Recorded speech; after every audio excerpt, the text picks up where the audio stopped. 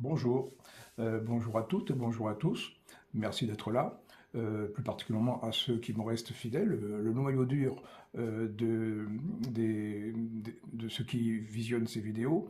Encore merci. Alors, on en est à la vidéo numéro 17. Alors la 16, la précédente, on y parlait beaucoup de la simulation et on avait vu comment la simulation peut intervenir dans le résultat final des matchs, voire même sur le résultat final du championnat. Surtout quand on a dans ses rangs un champion du monde de la simulation et à la fois champion du monde des tirs directs à 25 mètres des buts. On n'y revient pas, on continue et on passera au chapitre suivant.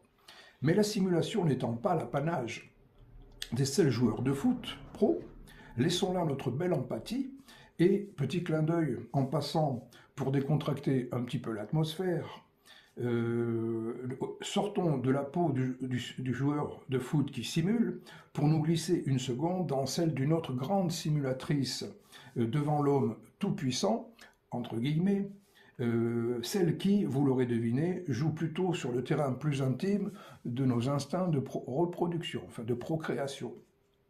Il s'agit bien sûr d'évoquer le subterfuge de la simulation que par malice, mais pas seulement, une femme peut être amenée à utiliser dans ses rapports amoureux ou pas.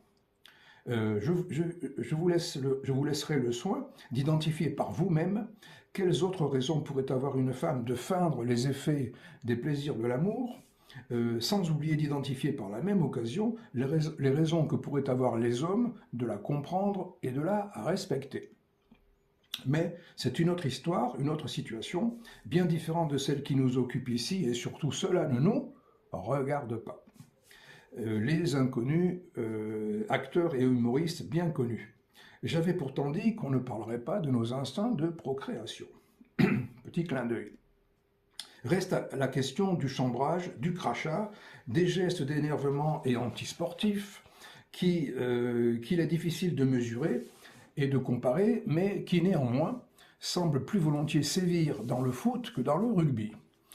J'y reviendrai plus loin au moment de faire des propositions de solutions.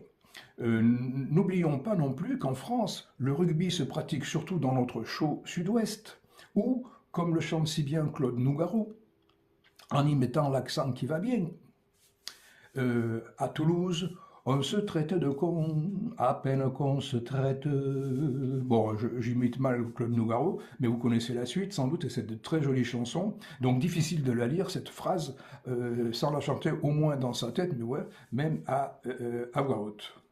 Vous savez que dans cet alexandrin, donc, le mot con ne constitue en rien la moindre insulte. Il est au contraire élevé ici au rang de signe distinctif d'affection, de reconnaissance et de respect. Bon, alors chapitre 12, le titre c'est « Le bon sportif et le mauvais sportif ». Allez, c'est parti. Une fois fait ces différents constats, plusieurs questions se posent. La première, le joueur de rugby serait-il en général plus intelligent que le joueur de foot ? Même si en effet, on constate un taux de diplômés supérieur chez les rugbyman que chez les footballeurs, cela ne suffit pas à expliquer de telles différences de comportement. D'autant qu'il ne faut surtout pas confondre instruction et intelligence, qui sont loin d'être synonymes, même si les deux notions se complètent et se bonifient l'une l'autre. On voit bien les ravages que fait l'ignorance, le contraire de l'instruction donc, dans certaines parties du monde où elle est organisée pour servir les intérêts de ceux qui mettent leur intelligence, entre guillemets, au service de l'oppression qu'ils font peser sur leurs propres congénères, afin de mieux les exploiter. Alors là, il y a des exemples dans le monde entier en ce moment. Comme le disait Voltaire, personnage haut en couleur et très controversé de la belle époque de la philosophie des Lumières, ceux qui peuvent nous faire croire à des absurdités peuvent nous faire commettre des atrocités. Suivez mon regard. Bon, les exemples ne manquent pas actuellement aux infos, on va dire ça comme ça. Autre question. La nature même du jeu de rugby, où l'on prend le ballon avec ses mains, et celui du foot, où l'on touche et conduit le ballon avec ses pieds, pourrait-elle expliquer en partie cette sorte de sélection naturelle que n'aurait pas renié Charles Darwin? Alors, le grand naturaliste et paléontologue, célèbre pour ses travaux sur l'évolution des espèces vivantes, Serait-il allé jusqu'à poser l'hypothèse que le jeu de rugby pourrait rendre les gens meilleurs que ne pourrait le faire le jeu de football? La question reste posée. En termes de sélection naturelle, il ne s'agit pas ici de la seule différence de gabarit entre rugbyman et footballeur. Cela dit, c'est une vraie question qui sans doute mériterait d'être posée aux anthropologues. On connaît par ailleurs l'expression bête comme ses pieds. Mais comme les rugbyman aussi peuvent toucher et frapper le ballon avec le pied, je devrais pouvoir échapper à l'ire des footballeurs, à la colère des footballeurs. Autre question. L'environnement et la pression économique, financière, sociale et culturelle dans lequel baigne le foot professionnel seraient-ils propices au développement chez les joueurs des mauvais comportements cités plus haut? On peut le penser, mais alors pourquoi ne les constatons-nous pas aussi dans le rugby, où ces mêmes enjeux existent bel et bien, même s'il est vrai que sur le plan financier, ça l'est à un degré moindre dans le rugby. C'est vrai. Force est de le constater, aucune de ces questions ne semble déboucher sur des réponses satisfaisantes. Mais alors, quelle est la seule vraie question dont la réponse pourrait expliquer les mauvais comportements des footballeurs? Si n'est responsable du problème ni l'intelligence des joueurs, ni la nature de ce sport, ni même l'environnement dans lequel il évolue, alors quelle question pourrait nous donner la bonne réponse? La seule qui n'ait pas encore été posée est tout simplement la suivante. Les règles du jeu de football seraient-elles indirectement responsables des mauvais comportements des joueurs? Ah, point d'interrogation. Avant de répondre, souvenons-nous de ce qu'en disait plus haut notre ami l'extraterrestre. Ben oui, de temps en temps, il faut écouter ce que disent les extraterrestres. Hein. En ce qui concerne la simulation, surtout dans le football où les règles de ce jeu s'y prêtent plus qu'ailleurs, il s'agit pour les sportifs qui la pratiquent d'une sorte de sport dans le sport, de figure de style libre, une véritable institution, une règle tacite mais de fait, dont les joueurs sont les acteurs visibles, mais pas les véritables responsables, souvenez-vous.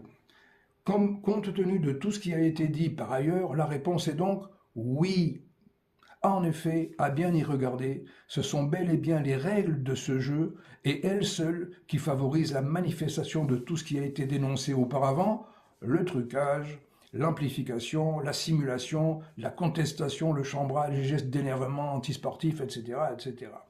Pour être plus clair, on va dire que même si elles convoquent aussi ce qu'il y a de meilleur en nous, les règles du foot favorisent plutôt, malheureusement, dans le milieu professionnel en particulier, l'émergence de ce qu'il y a de pire en nous, sur le terrain, comme dans les tribunes, ainsi qu'à l'extérieur des stades, ce qui n'est pas le cas dans le rugby. Et quand un sport qui par nature devrait participer et à tous les âges, à l'éducation et à l'apprentissage de la vie, ne remplit plus cette fonction, que faut-il faire? Eh bien, il faut tout simplement en changer les règles, comme cela se fait d'ailleurs très régulièrement dans le rugby. Le sport comme école de la vie et le rugby comme école du vivre ensemble. Et si ces règles n'ont pratiquement pas évolué dans le foot, et ce depuis si longtemps, c'est tout simplement parce que, comme on l'a montré plus haut, elles favorisent grandement l'émergence et la survivance de ce climat général planétaire de passion, d'addiction et d'endoctrinement des foules, climat nécessaire aux prises d'intérêts financiers colossaux qui y sont attachés, directement ou indirectement, en plus des intérêts politiques qu'on ne peut jamais écarter. Voilà, je m'arrête là pour cette fois. On terminera le chapitre la prochaine fois et on attaquera le chapitre suivant. Alors, merci de m'avoir écouté. Encore une fois, portez-vous bien. Et demain matin, enfin la prochaine fois, je posterai donc la vidéo numéro 18, je crois. Bon, je ne sais plus où j'en suis, mais enfin bon, la prochaine. Merci. Faites attention à vous.